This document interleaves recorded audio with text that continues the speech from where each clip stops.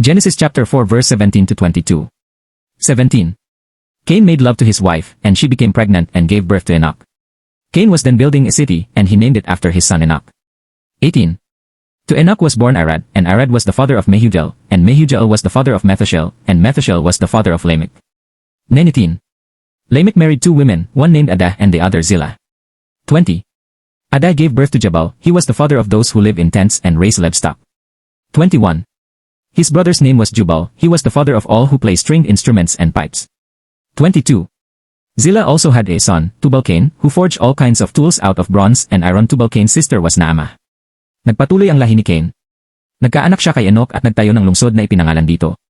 Ipinapakita nito na kahit nagkasala si Cain, nagpatuloy pa rin ang kanyang buhay at pamilya.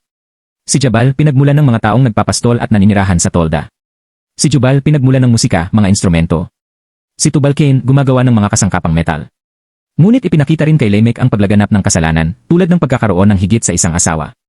Umunlad ang kaalaman at kakayahan ng tao, ngunit kasabay nito ay patuloy ding lumalaganap ang kasalanan sa mundo. Follow for more daily Bible verses.